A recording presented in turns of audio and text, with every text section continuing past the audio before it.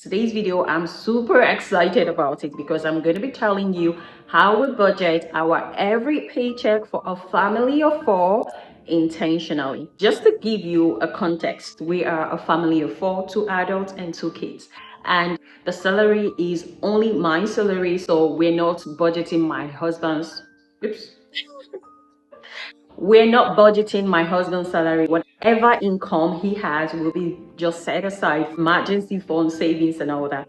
We have decided to just strictly keep to our one income on spending to avoid lifestyle creep and most importantly to reinforce the financial discipline we've been doing for the past 3 years. Let me give you a breakdown of my salary. I am currently working in healthcare program management level. I'm in charge of a program here and I'm paid bi-weekly. In a moment, I'm going to be showing you the breakdown of how much I'm earning and how the deductions are going out. But let's first of all talk about the budgeting method. We're going to be using the zero budgeting. That means that every dollar will be assigned to a task.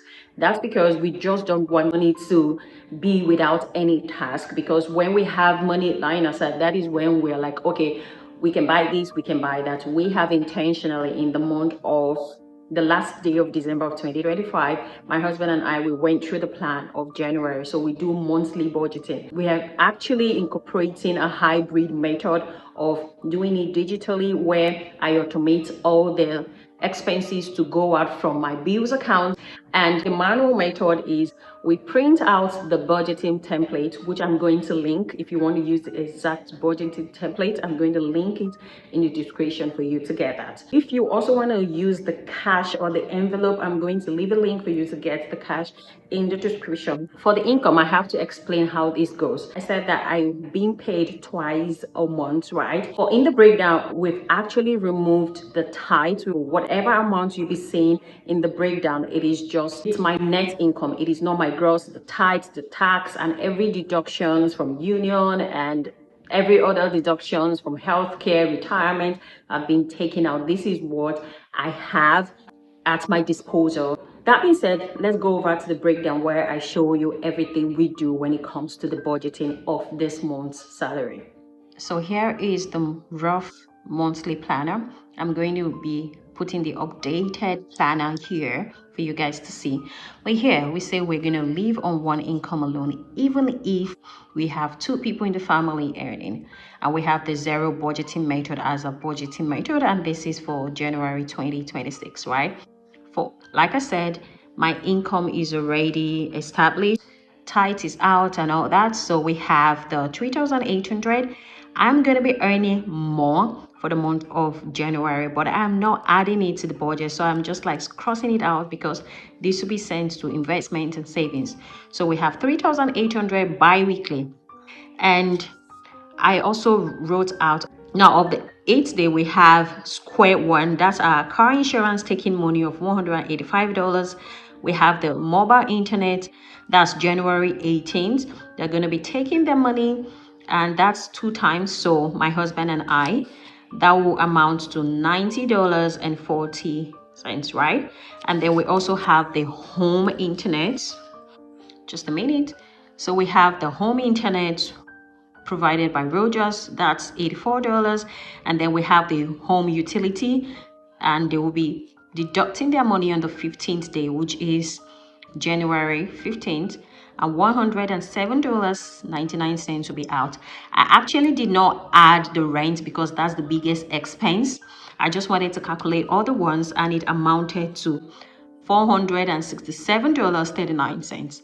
But when I added the rent of $2,300, it amounted to $2,767.29. Now, come what may, I need to save at least $200, right, from all my expenses. I must save, even if it is one salary. Now, we have the fixed expenses that they are non-negotiable. We have to pay for it. And then some of the bills that are still non-negotiable, I just added grocery. So we're going to be shopping 4 times in a month, right?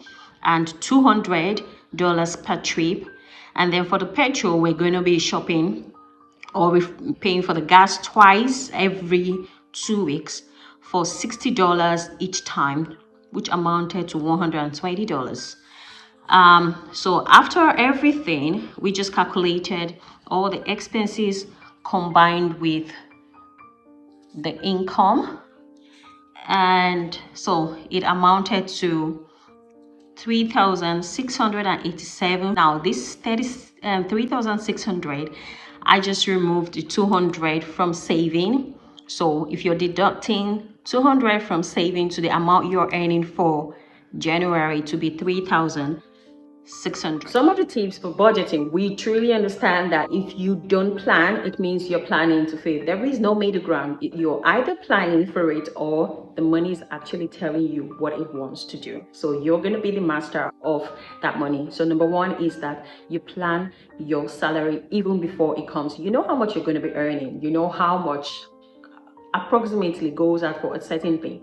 You can actually put an amount. In fact, what is even better is you setting an amount that you will not exceed, and that is what we did with budgeting. That, hey, for the grocery, we know that it takes a lot from our pockets, it takes a lot from the account, so we're going to propose in our hearts that 200 will be used for a week and not more than that. The next thing we did is to define our needs and our wants. This is imperative because we understand that the wants are good to have and we can do without it, but the non-negotiable needs like the rent, the food, the transportation, the home internet, we have to pay for us to live a decent, comfortable life. I have to say that this video is not about making money and it is not about earning money. It is more about the financial discipline, the element of holding the money and assigning it to the right place.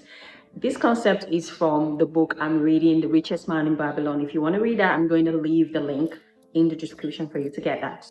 The third tip is sticking to your plan. When a system is made, you have to be disciplined enough to follow it. If not, it's just going to be a waste of your time. And talking about following and sticking to the plan, we also do the tracking, and that's what I encourage you to do. After you've set up your plan for the month of January, you've assigned every dollar and all that, it is important to go back and say, how did I do? How much do I have left in the account? And how much can I put back if we have excess? Can I put it into the investment in the TFSA and all that? If I overspent, why did I overspend? And what can I do to avoid this in the future? And I think one of the things that is helping us as a family is that my husband and I, we communicate about our financial status. We have an open account. We're like, okay, this is what is happening. What can I do? Now, that being said, I have to say something that is very important, which is a real life disclaimer. Nothing is cast on stones. Remember that some budgets, some paycheck may be tighter than other days, depending on your demands, right? So be flexible around this. It is not perfection. It is just progress. Progress always triumphs perfection. Like I mentioned, it is important to reassign the excess amount you have into your investment, into your emergency fund, so that you don't have money lying around. I think that is why we have incorporated the zero budgeting method. The mindset I use in budgeting for our family is progress over perfection. It's not casting stones. We don't want to live like we're under a burden. We have the goal in mind, purpose over perfection. Okay, so it is your turn. Please do not make this boring. We're trying to grow this together. It is a dialogue. I'm inviting you so warmly, and I reply to every comment. Let me know in the comment section, do you do your budgeting monthly or bi-weekly?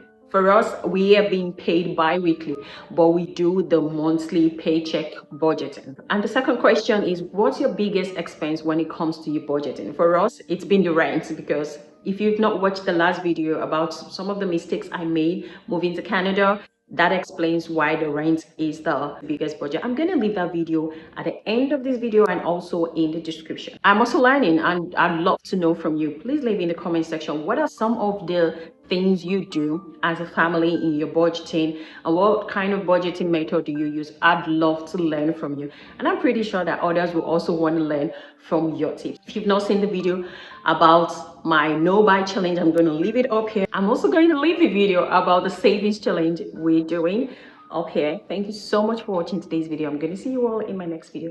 Bye for now.